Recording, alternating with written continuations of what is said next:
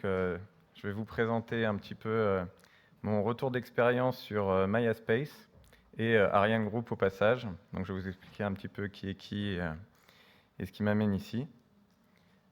Donc il y a ce QR code là pour ceux qui sont en visio. Je ne sais pas exactement combien de temps j'ai besoin de le laisser, mais ok.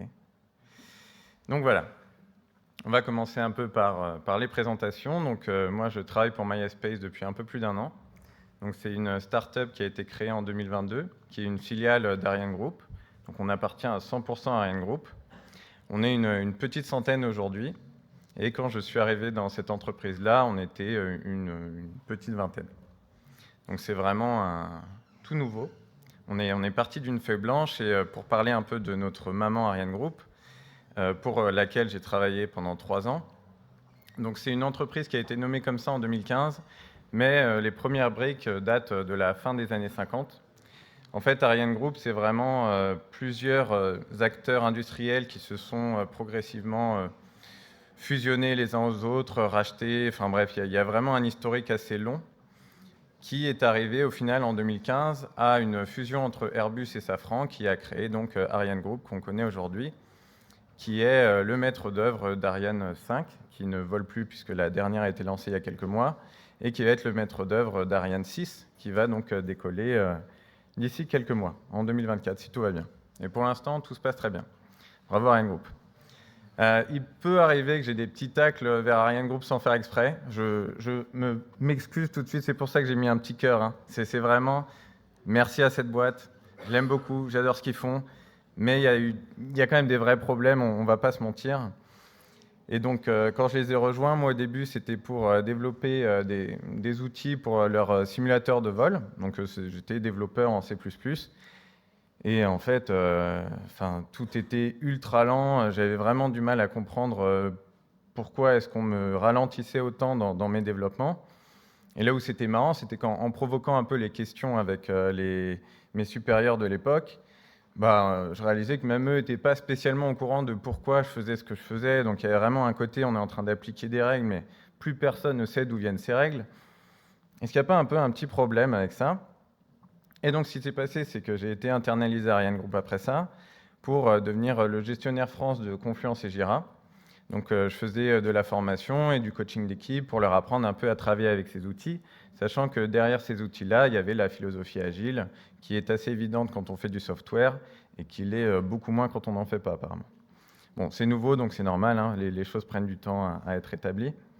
Donc là, vous pouvez voir, j'ai fait un peu la blague de la feuille blanche côté MySpace et de la pile de dossiers côté Ariane Group.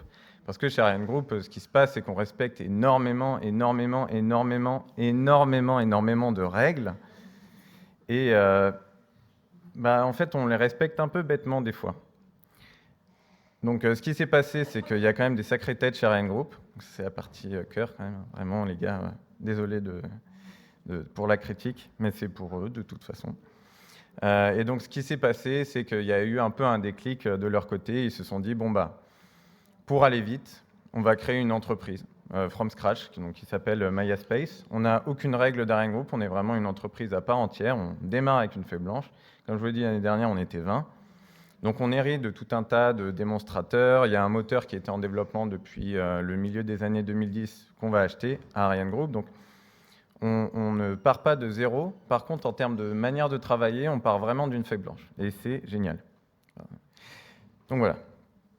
Ce qui se passe, c'est je vais vous faire la présentation un peu comme si vous étiez des nouveaux arrivants chez MySpace, puisque les nouveaux arrivants chez MySpace, ils passent tous par moi. Je leur explique comment est-ce qu'on fonctionne, et comme ça leur permet un peu de se calibrer à notre façon de travailler. Donc notre paradigme, c'est on souhaite être au maximum dans le faire. Typiquement, chez Ariane Group, il y a un peu une blague récurrente qui traîne. Du coup, j'espère que ça ne choquera personne. C'est que Ariane Group, c'est un peu un bateau où il y a 10 personnes dedans. Il y en a un qui rame et 9 qui disent où aller. Donc, nous, ce qu'on veut faire chez MySpace, c'est dire plutôt, on va avoir un chef. Donc, on a un CEO, un CPO, on a vraiment tous les chefs qui vont bien. Par contre, le niveau d'en dessous, c'est les équipes. Il n'y a vraiment pas d'intermédiaire entre le comité exécutif et nous.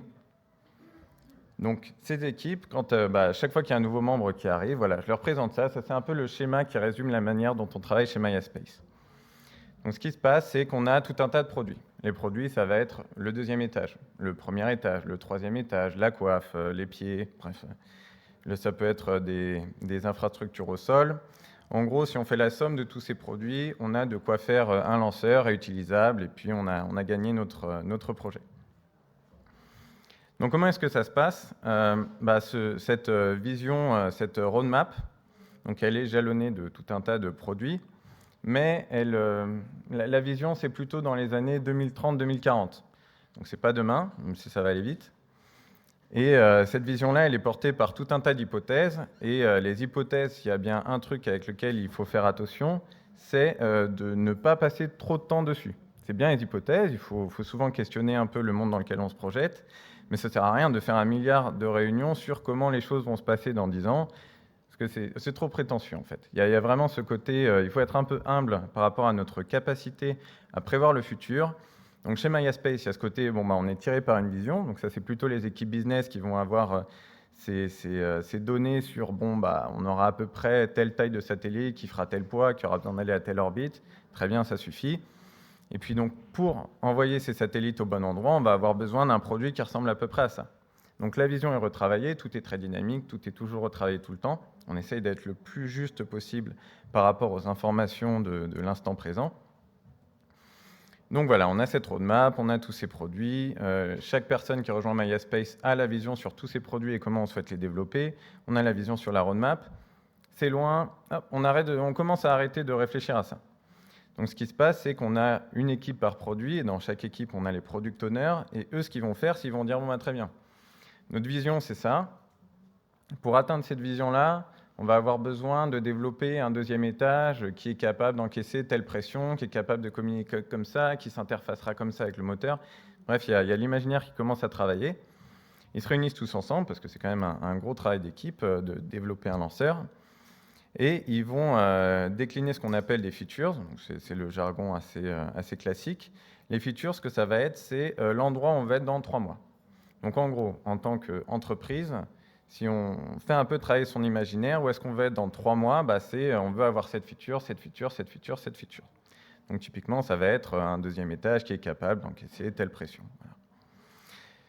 Donc ces features-là, les product owners passent un peu de temps à les affiner, on en discute, on se met d'accord en fait sur cette projection à T0 plus 3 mois. Et on va faire après ce qu'on appelle le programme incrément planning. Donc c'est 2 jours en gros où tout MySpace se réunit, toutes les équipes se réunissent et elles sont confrontées à ces features. Donc l'endroit où on va être dans 3 mois. Et là on va leur demander à chacune, les features sont priorisées. Pour chacune des features, en commençant de la plus prioritaire pour le groupe à la moins prioritaire, qu'est-ce qu'elles doivent faire? On ne les aiguille pas, on leur dit juste qu'on veut être là. Et eux, en tant qu'équipe compétente, elles doivent se projeter dans très bien. Si on veut un deuxième étage capable d'encaisser telle pression, il nous faut un deuxième étage. Voilà. Ça, c'était au début.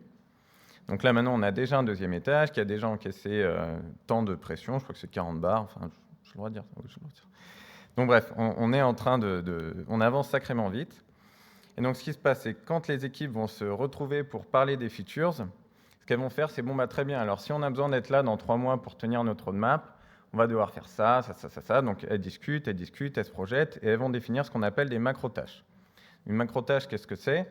C'est quelque chose d'un peu plus précis qu'une feature, puisque ça correspond à l'activité que va faire une équipe, mais on ne se prend pas trop non plus la tête pour aller dans le détail, parce qu'on ne va pas se projeter sur 3 mois à un niveau de détail fin, sinon ça va prendre une éternité.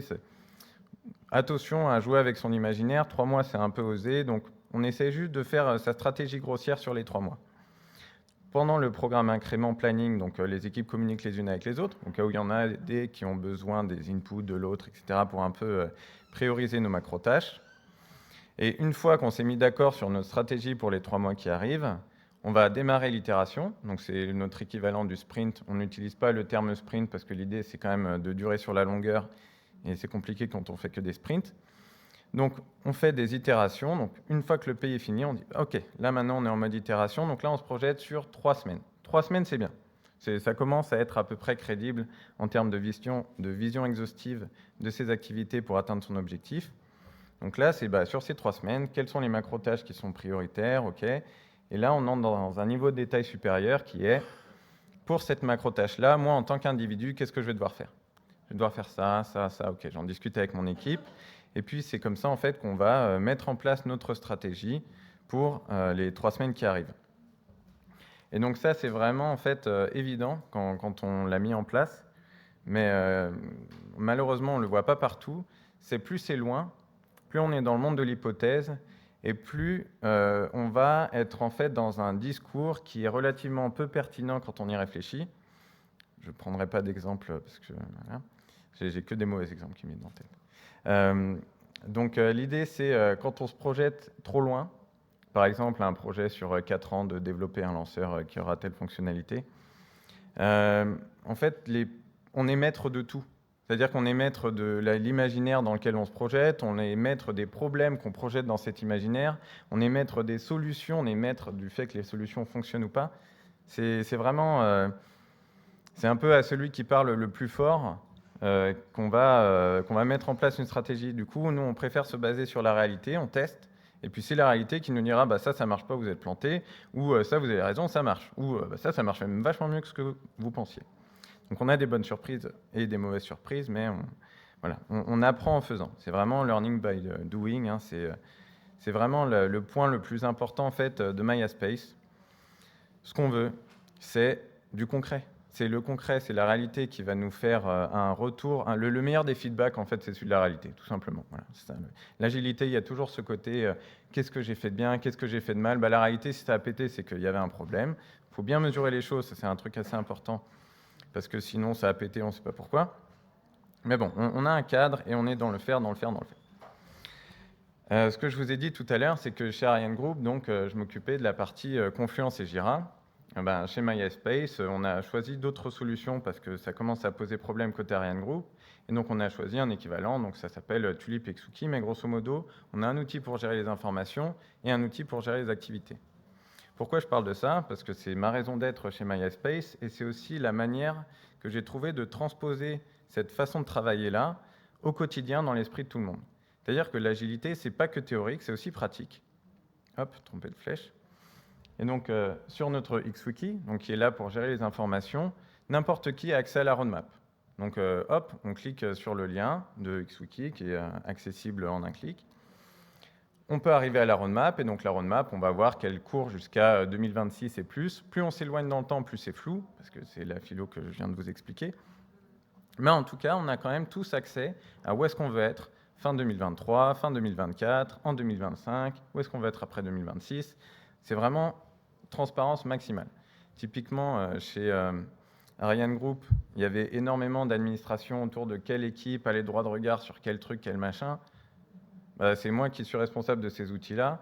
Voilà, je me suis enlevé une épine du pied. Tout le monde a le droit de regarder tout ce qu'il veut. Voilà. C'est clair, c'est transparent, mais c'est aussi la philosophie que le groupe avait envie de mettre en place. À un moment, il faut être cohérent. Si jamais il y a des sujets qui sont trop sensibles, on en discute, mais on part du postulat que tout le monde a le droit de comprendre dans quoi son travail s'intègre. Donc ça, c'est la roadmap.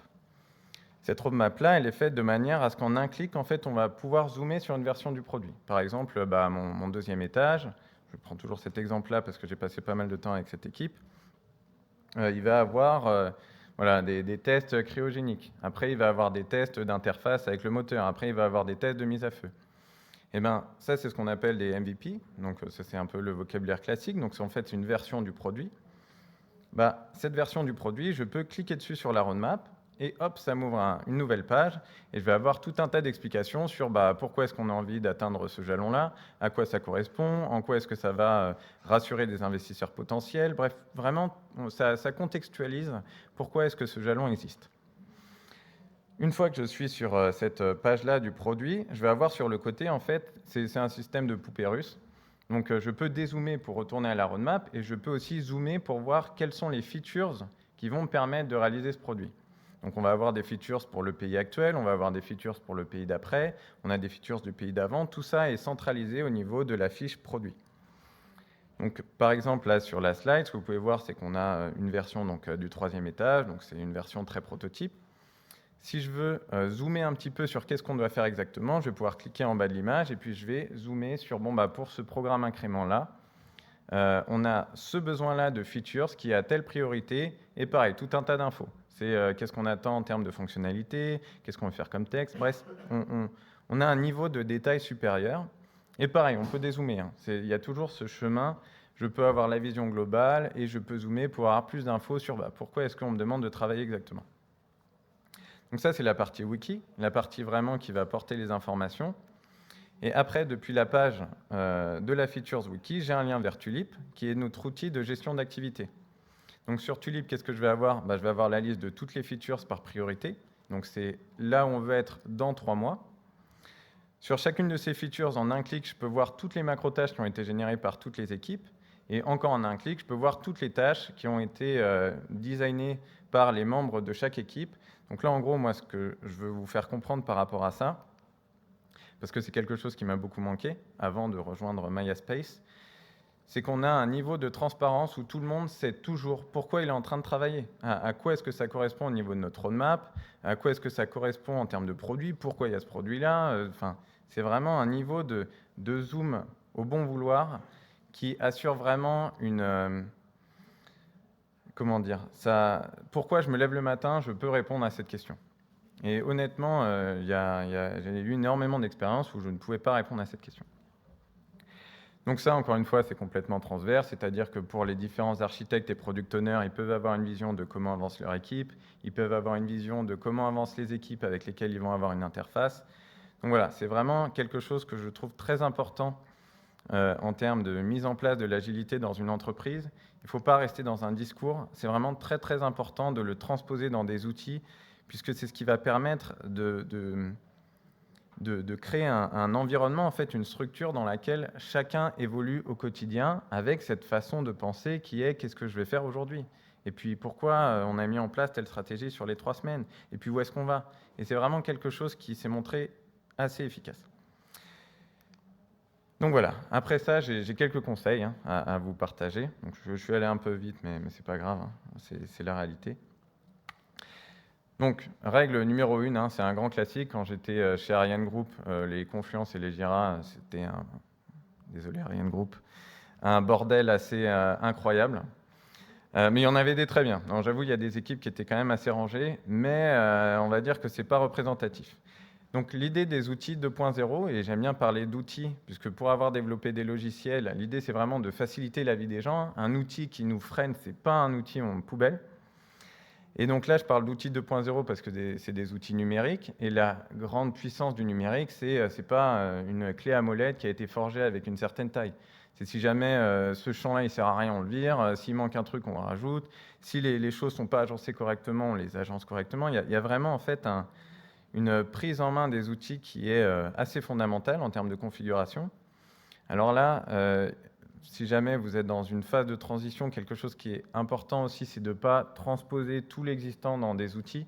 Parce que ça, des fois, l'existant, c'est une bonne idée de juste arrêter et puis de repartir sur quelque chose de très simple et puis de le complexifier au besoin. Donc ça, vraiment, un point très important. Typiquement, quand j'étais à Ariane Group, je l'ai subi. Donc tout au début, en tant que développeur qui utilise Jira, pour créer un ticket Jira, il fallait remplir 50 milliards de choses, il y avait des acronymes, on ne comprenait rien. Il y a vraiment ce côté, pourquoi est-ce que moi qui ai juste besoin de dire « ah oui, je vais faire ça », j'ai besoin d'appeler 5 personnes pour remplir mon ticket.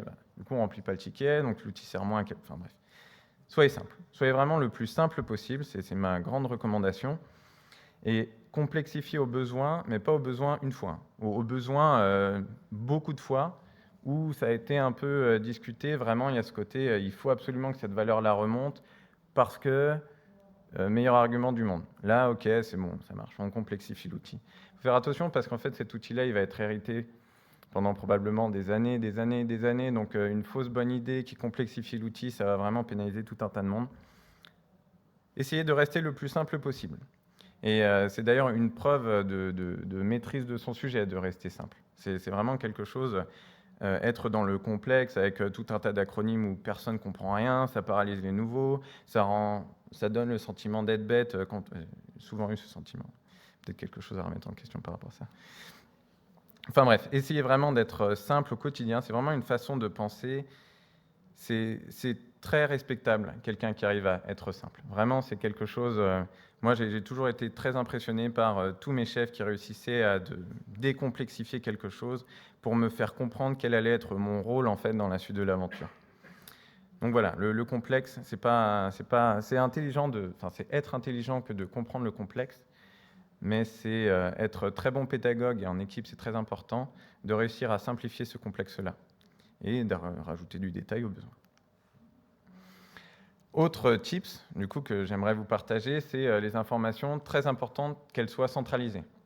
Les informations centralisées, c'est-à-dire, il y a un endroit où je vais aller chercher mon information et ce sera toujours cette information-là qui va évoluer au cours du temps.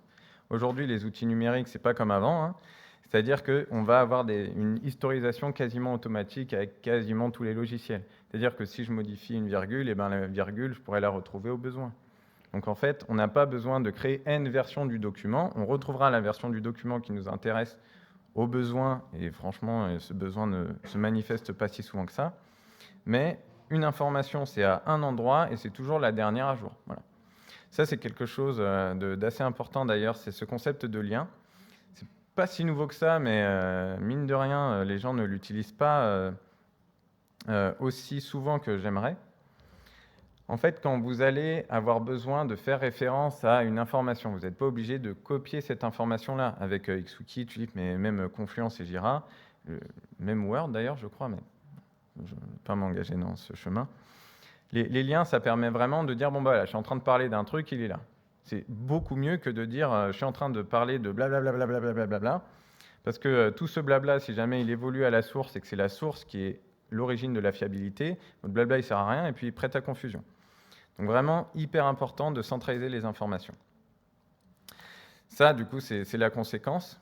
Donc c'est une métaphore que j'aime bien. C'est les ondes complexes, donc en physique, c'est la somme d'ondes simples. Et bien, je pense que la complexité, c'est exactement la même chose.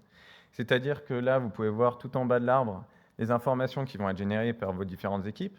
Donc typiquement, on va avoir une équipe qui va être hyper douée dans la propulsion, une équipe qui va être douée dans les contraintes mécaniques, une équipe qui va être plutôt avionique, bref, toutes les équipes qui composent MaiaSpace, elles vont générer de l'information. Toute cette information ensemble, ça va être compliqué à encaisser.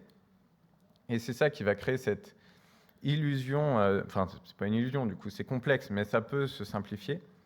Et donc, en fait, pour permettre à une entreprise de circuler de manière fluide dans l'information qu'elle génère, même sans faire partie de l'équipe à l'origine de cette information-là, il faut mettre en place une structure.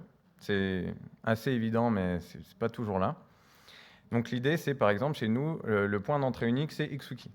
Donc c'est l'interface web, tac, on clique dessus. Toutes les informations générées par MaiaSpace doivent être accessibles depuis XWiki.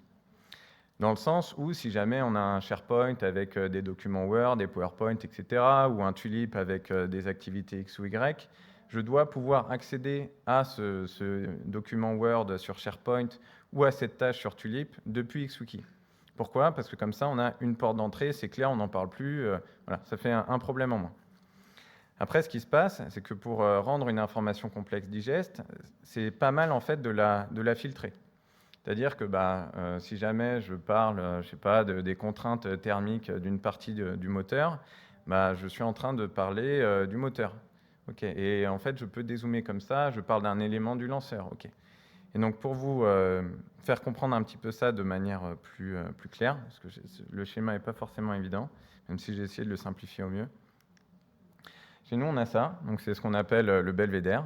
Le belvédère, c'est un point de vue en fait sur un paysage. Donc là, le paysage, c'est les informations générées par MaiaSpace. Et donc, toutes nos informations sont accessibles depuis le belvédère. Donc, les équipes ne travaillent pas en silo. Quand elles rajoutent une information, elles la rajoutent au bon endroit du belvédère. Donc, on va avoir une première branche qui va être liée à tout ce qui est la mission et les trajectoires. Donc, en gros, c'est à partir du moment où le lanceur décolle, comment est-ce qu'il fait pour atteindre son orbite avec sa charge utile. Une autre boîte qui concerne les éléments du lanceur, donc on aura le deuxième étage, troisième étage, et tout ce qui compose vraiment matériellement le lanceur. On a toute une boîte qui est liée au segment sol, donc c'est en gros notre pâtir, l'usine qui va permettre d'assembler le lanceur, tout ce qui est vraiment lié au sol. Une boîte qui est liée aux opérations, comment on fait les choses. Une boîte qui va être liée plutôt à la supply chain, donc comment est-ce qu'on alimente notre entreprise en matières premières, où est-ce qu'on les récupère, etc.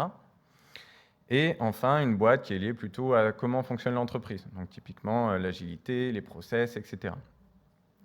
Ce que je veux vous faire comprendre là, c'est qu'en 6 boîtes, vous avez à peu près compris comment fonctionne MySpace. C'est pas plus compliqué que ça. Enfin, si, c'est plus compliqué que ça. Mais vous n'avez pas forcément besoin de le savoir. Et si jamais il y a un de ces domaines-là qui vous intéresse, vous ouvrez la boîte et puis voilà. Si typiquement c'est un des éléments du lanceur qui vous intéresse, vous cliquez sur éléments du lanceur, vous allez arriver sur une autre page qui vous dira bon, bah, très bien, bah, les éléments du lanceur, on a le 2e étage, le 3e étage, puis voilà, toute la description. Si c'est le 2e étage qui vous intéresse, vous cliquez dessus, et puis ainsi de suite, comme ça, vous allez vous rapprocher de l'endroit qui vous intéresse en fait. C'est vraiment le même principe que sur Wikipédia, c'est-à-dire qu'on n'est pas noyé dans toute l'information, on a une première interface, et si on est intéressé, on creuse. Très important. Ça ne sert à rien de noyer la personne. On a déjà beaucoup d'informations à digérer. Ce concept de si ça t'intéresse, tu cliques et tu zoomes, c'est très très efficace. Autre point très important, c'est ça ne sert à rien d'avoir 1 milliard d'objectifs. Vraiment, c'est une mauvaise idée.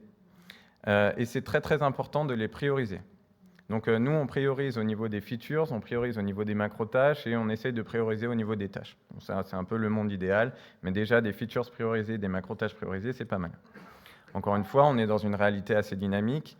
Donc quand on met en place notre stratégie pour les 3 semaines qui arrivent, si jamais pour une raison X ou Y, on a un ordre de priorité qui change, on change cet ordre de priorité.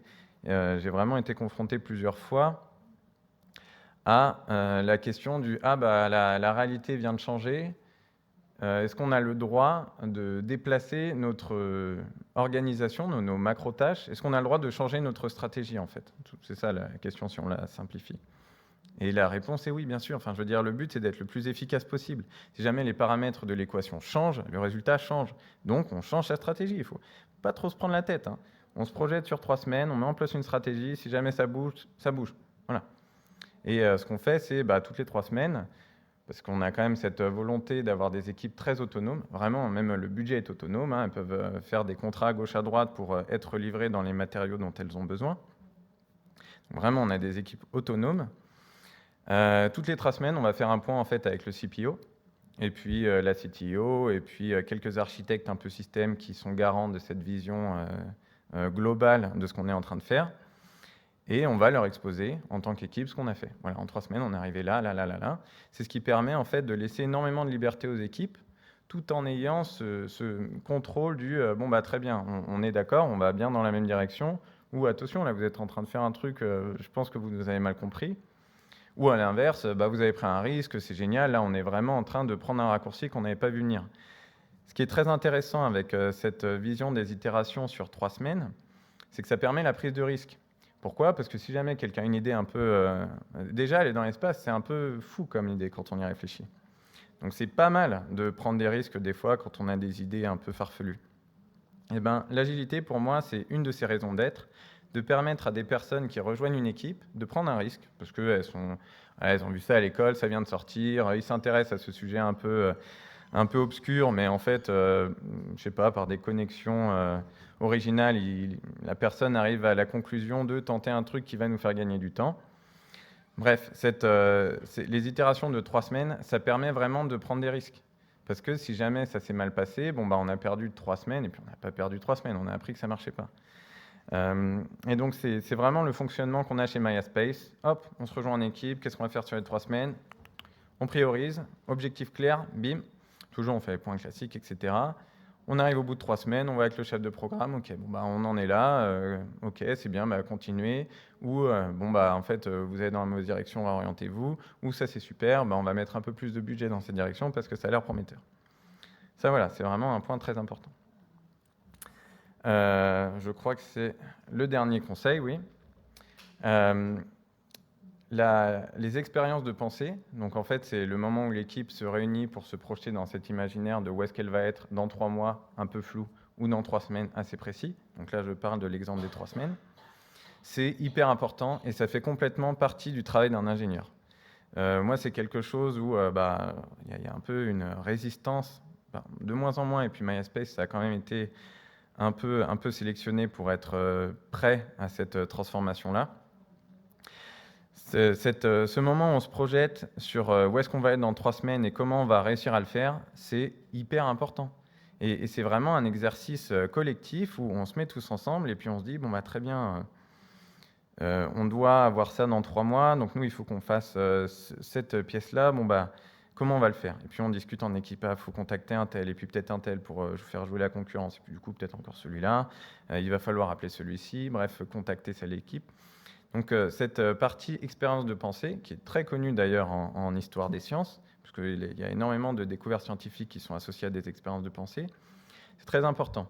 Là, dans la slide, je vous donne un exemple aussi de quelque chose qui n'est pas forcément fait, mais qui peut être pertinent. C'est intéressant des fois de se projeter sur pourquoi ça n'aurait pas marché. C'est-à-dire que dessiner la stratégie où tout va bien, ça fait sens, hein, c'est cette stratégie-là qu'on veut voir. Par contre, réfléchir à comment est-ce qu'on pourrait échouer d'ici 3 semaines, ça peut permettre de mettre en avant des problèmes qui vont nous faire réfléchir un peu mieux à la stratégie qu'on met en place, puisque à la fin, ce qu'on veut, c'est mettre en place la stratégie qui fonctionne. Donc voilà, ça c'est un exercice vraiment très intéressant et très très important qui malheureusement est souvent négligé, mais voilà, ça reste un jeu, je veux dire. Avec l'agilité, il y a quand même ce côté, on gagne beaucoup de temps. Typiquement, nous, on n'a pas de manager. Enfin, on a squeezé un paquet d'étapes par rapport à Ariane Group. On est vraiment zéro contrainte, hein. C'est vraiment fou. Donc c'est Ariane Group qui nous finance complètement. Et pour l'instant, ils croient en nous, donc ça nous permet vraiment d'avancer à la cadence qu'on veut. Et c'est hyper agréable. Mais le fait d'aller super vite, ça ne veut pas dire qu'il faut charger la mule. Ça veut dire qu'il faut permettre à ceux qui vont faire d'avoir la liberté et l'espace de pensée idéal pour que leur stratégie soit la meilleure possible.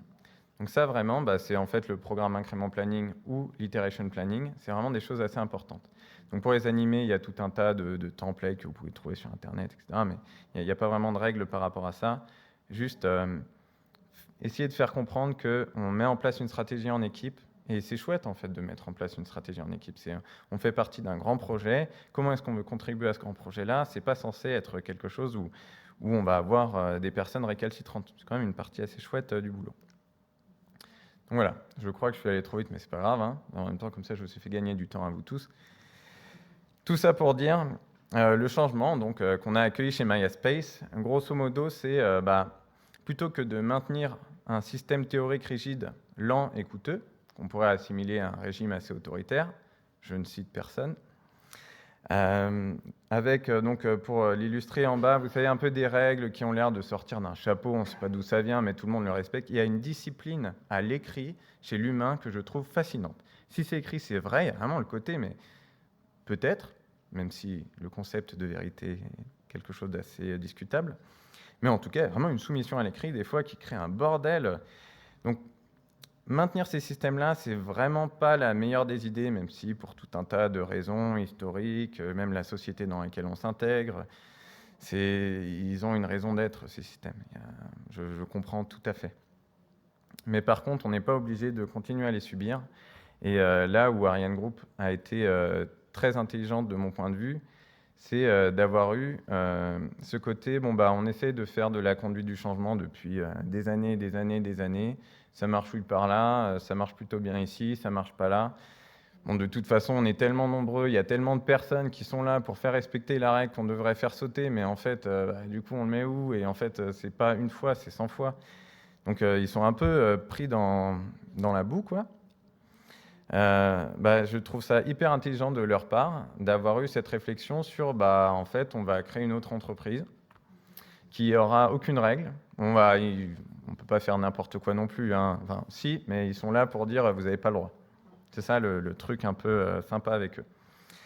Et juste pour prendre un exemple, par exemple, chez Ariane, quand je faisais la mise à jour de Jira et Confluence, en prenant les raccourcis les plus grossiers, on m'a dit non, il ne faut pas faire ça. Oui, si. Enfin, je veux dire, je viens de l'informatique, c'est quand même, je sais ce que je fais. Ça avait pris 3-4 mois à peu près, et je sais pas, 20 personnes.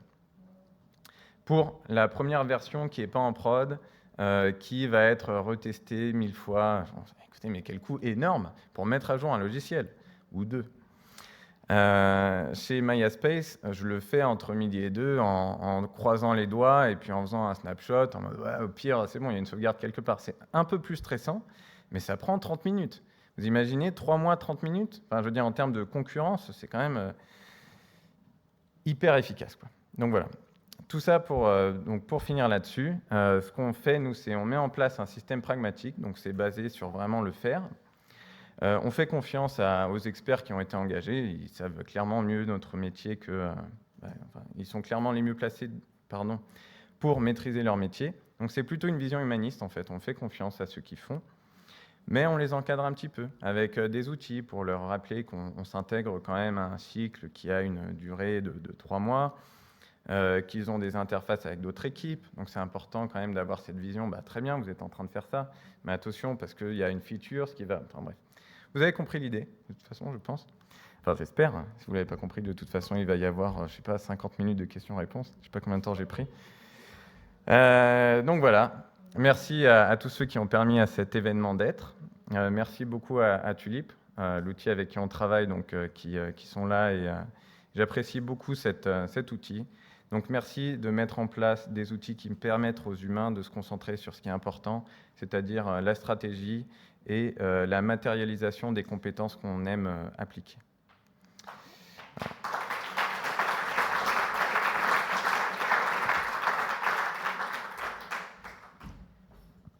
Merci Anthony. Et du coup, il reste 8 minutes Yes. pour les questions.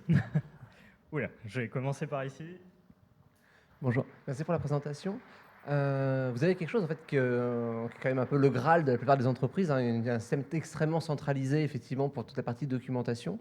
Ce que je me demandais, c'est quel effort ça représentait aujourd'hui de maintien de ces choses-là. Parce qu'aujourd'hui, vous êtes peut-être pas très nombreux encore, peut-être qu'à 100, mais en fait avec plein de gens qui mettent des choses dans la base en permanence, maintenir effectivement un arbre propre qui soit utilisable par tous, quel effort ça représente aujourd'hui en termes de personnes? Alors c'est un travail d'équipe, mais il y en a surtout un qui bosse. Mais bon, après, c'est parce qu'il faut autre chose, je veux dire. Chacun a sa spécialité aussi. L'idée de cette structure-là, c'était qu'elle soit cohérente pour les autres équipes. Donc, c'est pas moi qui l'ai définie. C'était, en fait, on avait plus ou moins des documents qui permettaient de, grosso modo, comprendre les grands axes de l'entreprise. Et donc, on l'a transposé dans le wiki. Et puis, il y a eu des retours sur non, ça, c'est pas bien nommé, on va plutôt l'appeler comme ça. Très bien, on l'appelle comme ça. Ça, il faudrait rajouter une branche. Très bien, on rajoute une branche. Non, en fait, il faut supprimer la branche. Très bien, on supprime la branche. Et en fait, on converge relativement vite vers une structure. Donc, nous, en termes d'arborescence, on a 5-6 niveaux. Au début, moi, j'étais là, 4, c'est tout, on n'en touche pas. Oui, mais il faudrait peut-être rajouter un autre niveau. OK. Et encore un autre niveau. OK. 6, je pense que ça commence à faire suffisamment complexe, puisque donc c'est factoriel, hein. La quantité de filtres qu'on a, ça agrandit énormément. Franchement, 6 filtres pour atteindre un sujet, ça me semble beaucoup. Mais bon, bref. Donc, ce qui se passe, c'est que les premiers échelons ne bougent pas. Donc là, typiquement, ces 6 boîtes, elles resteront... Il n'y a pas vraiment de raison de les faire bouger. Le contenu à l'intérieur, il est à peu près stable. Je ne dis pas qu'il y a des choses qui bougent, mais c'est à peu près stable. Et puis, un peu plus bas, bon, c'est aux équipes aussi à un moment d'avoir, encore une fois, l'outil, il n'y a pas de filtre, à part sur quelques mini-pages qui sont des cas particuliers. Donc chacun est maître de redesigner les choses. C'est vraiment, si jamais il y a un problème, on me le remonte, et puis après on en discute pour que ce problème ne soit plus là. C'est là où, en termes de configuration, l'agilité, c'est vraiment un gros travail d'équipe. Même si je suis celui qui a mis en place ces outils-là, c'était un gros travail collectif. C'était, tiens, ça, il faudrait le changer. OK, on le change. Donc voilà, il faut faire confiance aussi dans la capacité des personnes à s'organiser à partir du moment où on leur montre un peu l'exemple d'une structure claire. Il va y avoir de l'entropie. À un moment, je ne dis pas qu'il faudra peut-être faire un coup de ménage, mais pour l'instant, ça tient à peu près. Et on a pour ambition de grimper jusqu'à 250, mais on n'est pas censé devenir une très, très, très grosse entreprise.